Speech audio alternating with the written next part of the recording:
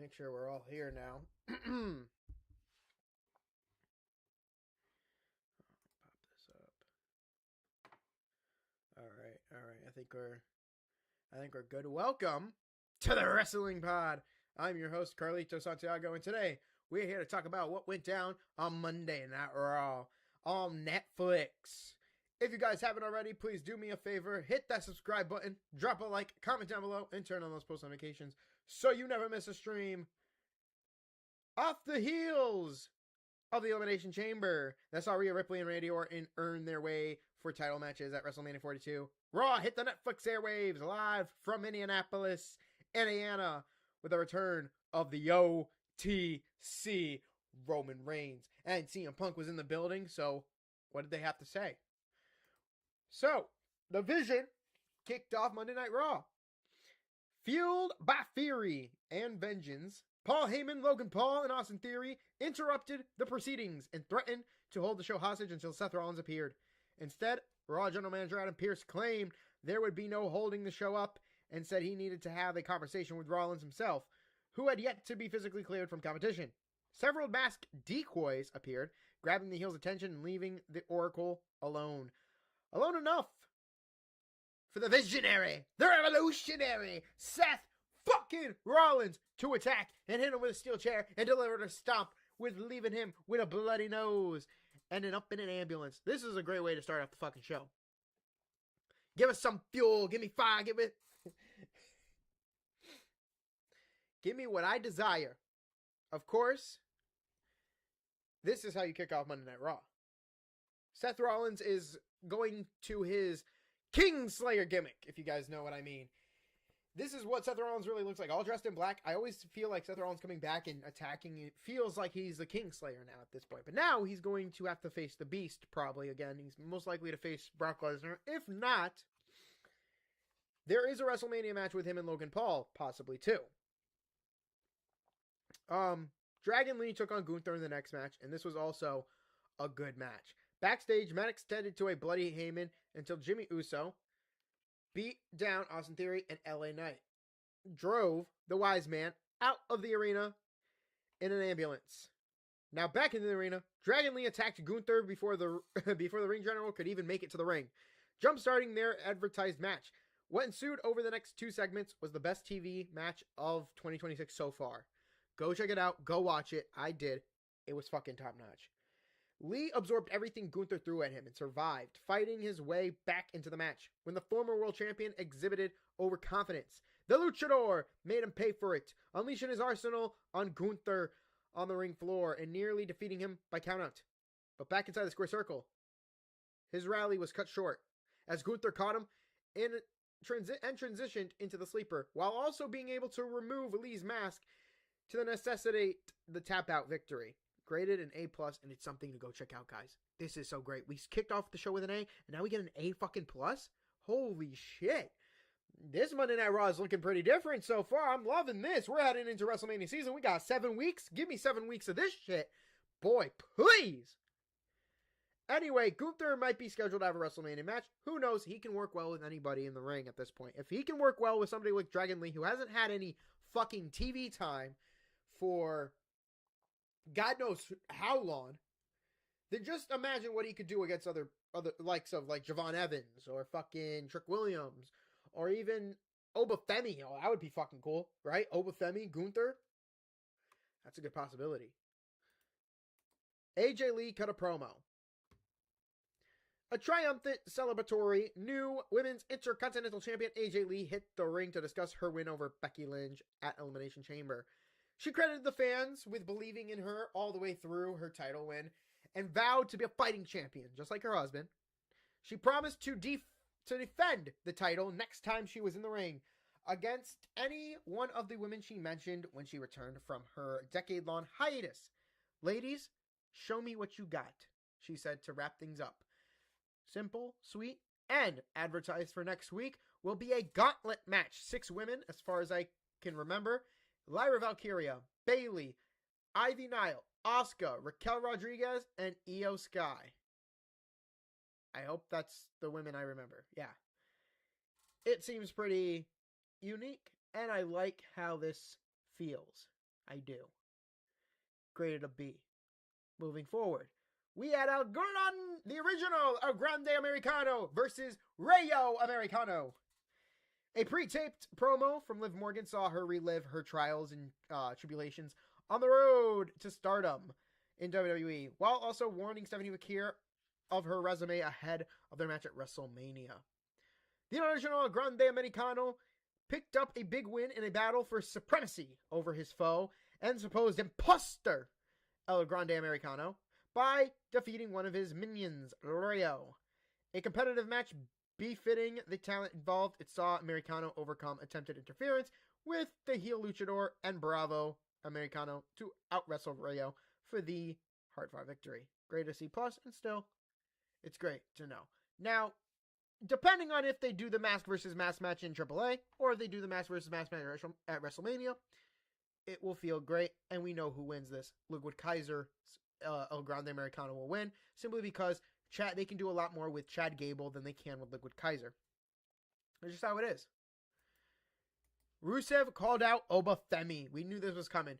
Rusev hopped onto the announce table and called out Obafemi, tired of hearing about the ruler and his recent successes. The former NXT champion answered, and the two brawled, of course, making his way to the ring, start a new little Fortnite dance here with his arms. You know, maybe get Kit Wilson's son in there, with Femi getting the best of his budding rival with a big spine buster. Now, backstage, of course, Lyra Valkyria declared that she cannot watch Bayley get left off WrestleMania and told her to put her name in for a shot at AJ Lee and the Women's IC Championship. When she did, Io Sky exited the office, staring down the former Damage Control teammate. Another reason why it deserves an A. This is another A segment, and this is feeling pretty fucking good for Raw. I like how, I like how we were getting saw. We kicked things off with such a great energy. We then get a little promo, get a little slowdown, get a little action here, especially in this match, right? Get a little slow down pace, and then we pick things right back up where they left off. It's fucking great. I like that. This might just be one of the best episodes. To be continued. Jimmy Uso took on Austin Theory.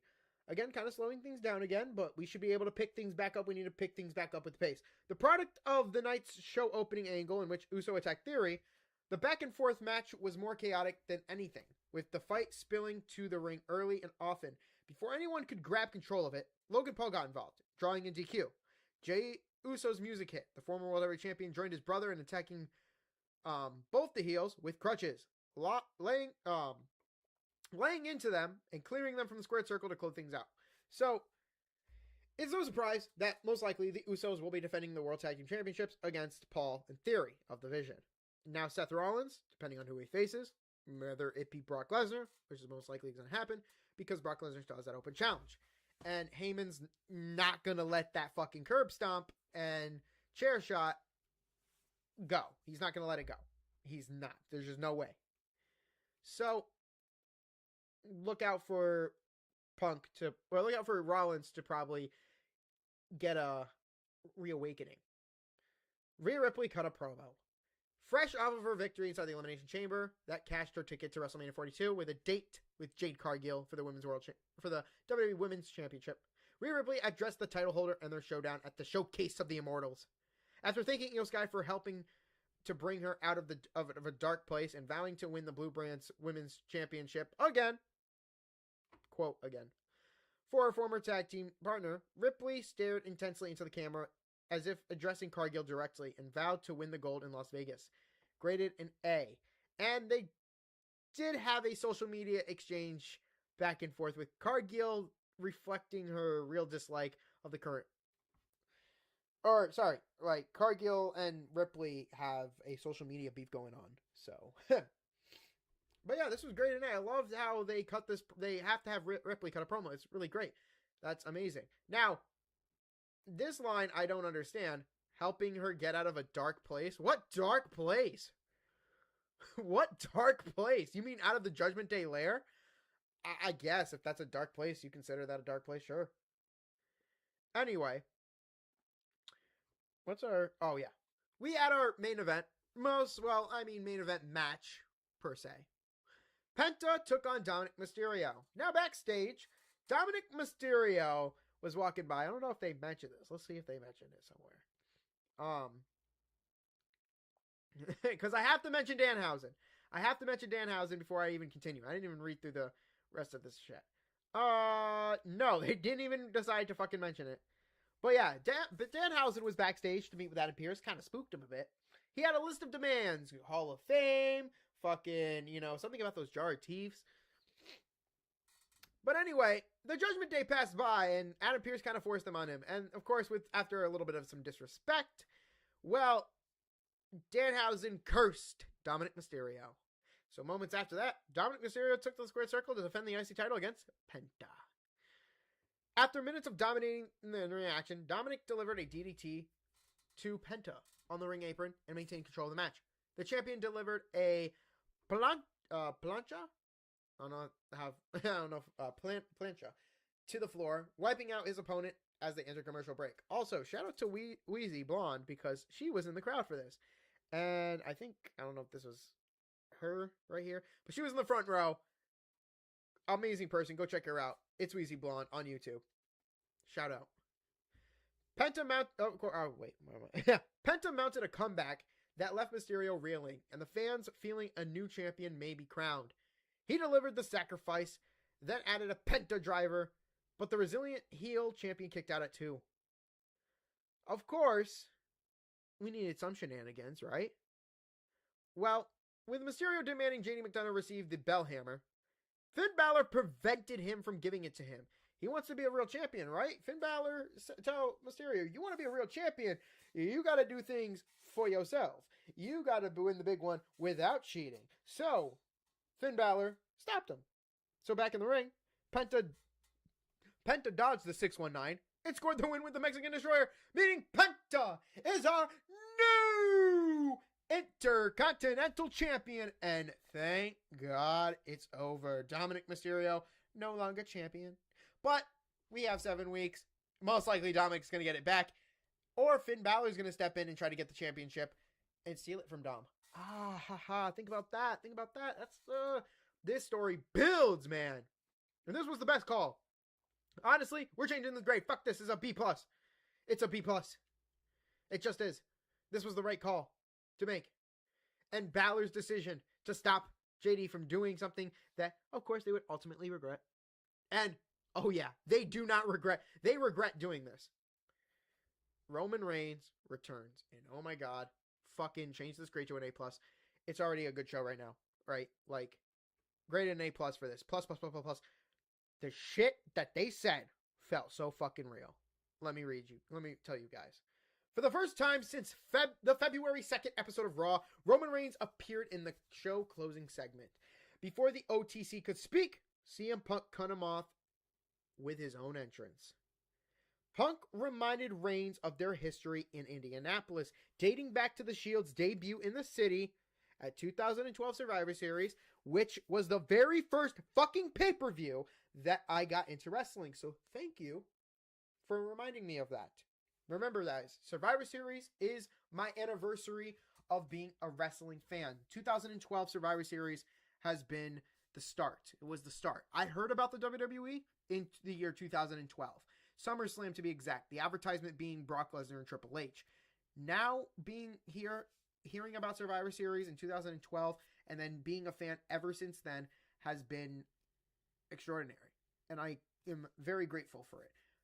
Now moving into what would be 14 years? 14 years. About next year will be my 15th year as a wrestling fan. I cannot wait when I hit 20 years. The OTC hit back later by claiming WWE brought Punk back to appeal to the, quote, 30 to 40-year-old virgins living in their parents' basements. Now, I'm not 30. I'm like 20. I'm like 23. So, and I don't live in my I don't live in my mom's basement anymore. I got a room. I got a camera. I got a microphone. And I'm here to talk shit. I'm here to talk about the real shit that's going on in the wrestling world. How do you like that, huh? Yeah. So, to any 30 to 40-year-old virgin living in their fucking parents' basement who still hasn't gotten in life, ahead in life, Well, here's some entertainment for you. Reigns took shots at Punk, claiming he was miserable and complaining backstage that his people rushed to tell him about it. He promised to beat Punk, take the title back, and send him packing with a retirement tour and a trip to NXT to get the next generation ready. The best in the world was like, hold on, motherfucker, turn the fucker back around. I got something to say to you still. You think you can just walk out of here and get the last word? The best in the world wrapped up the segment with a furious retort, reminding Reigns that he has no more backup, be it the Bloodline or the Shield. And at WrestleMania, he is going to bury Reigns right next to his father. And that line killed. That line was an oof. That line let Roman Reigns know there ain't no fucking, this is blood, motherfucker. This is some real good beef. Punk also told Reigns, good thing I've got these bags under my eyes because I've carried your bullshit all the way to WrestleMania. That was a good one too. But no, the fact that he had to mention his dad. And this also was another thing I read too, is that Zillifa 2 responded to this, saying the next time I see CM Punk, I'm going to slap the fucking shit out of him. And I believe it. I believe it. You don't talk about the fucking Anoa'i. You don't disrespect the Anoa'i family. You don't, because Reigns is now going to kill Punk. Like, he's going to fucking kill him. Oh boy, it's going to be a hard one to predict. Like, where do we go? Oh god, 7 fucking weeks, guys. 7 weeks. 7 weeks of this. This is just the start. Damn. Now, what was this show overall? Now, of course, they're giving out MVPs. Well, obviously, for the March 2nd episode, MVP is CM Punk. I mean, shit, he just bodied the fuck out of Roman Reigns with that last line. Are you kidding me? Hell no, we don't do MVPs. The follow-up to the Elimination Chamber was a show with increased urgency and direction, and the result was more focused and easier to watch broadcasting. The segments that needed to deliver did, including the show closer and the show opener, including Rollins and the Vision, was great stuff, with Gunther and Dragon Lee being the match of this year so far. Everything in between was fine for what it was, and the results was a big upgrade from last week's show, graded at B+. Bump that up to, of course, an A-, because everything felt good, with the little things in between. But what did you guys think? Let me know in the comments down below. Also, don't forget to subscribe, drop a like, and turn on those post notifications so you never miss a stream. Again, I advise you guys to go check out Gunther and Dragon Lee in this match. It is probably one of the best matches of this year. Again, I will keep you guys posted on things. You guys didn't see my other post. Or my recent post, and my post was related to, of course, there was snow. It started snowing here in Massachusetts, and I'm already sick and tired of it. I want to get into spring. I want to get into that nice warm weather, that nice summer weather. I just want that shit now. But until then, we're gonna have to keep on fucking patiently waiting. So, I'll be back here on Saturday, give you the SmackDown summary. Then back to our same thing, 5:30 on a Tuesday.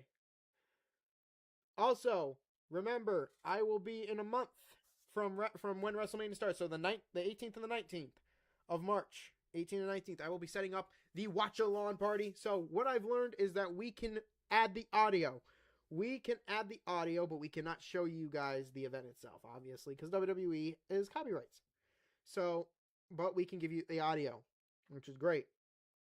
We will be up here again, and like we do always, the review will be in, the watch-alongs will be in both parts, obviously, part 1, part 2. You guys will get the review of it on Monday, and then you'll get the Raw review on Tuesday. So a lot to keep forth there, but I will make sure that you guys see, and I will make sure when we get closer to WrestleMania that it is more clear-cut in how it is. If you guys saw how we did it last year, it's the same exact shit. The only difference is that we're going to be up in this room now, like you saw at Royal Rumble. And SummerSlam, and then also Survivor Series when we get to it. I only want to do the 4 major pay-per-views first before doing all of them, because I feel like that's better. And then if I start to generate an audience from that, the watch along, and I look at the viewership, guys. I look at the viewership. I saw the viewership last year of WrestleMania and SummerSlam, and I thought it was great. Now I did Royal Rumble. Now I'm going to do WrestleMania, SummerSlam, and Survivor Series. And then next year, hopefully, I will be glad to do, for my 15th year of being a wrestling fan, all of them. Royal Rumble, Elimination Chamber, all of them would be great. But until then, we'll have to wait and see. I will see you guys Saturday, and I will see you guys on Tuesday. Peace.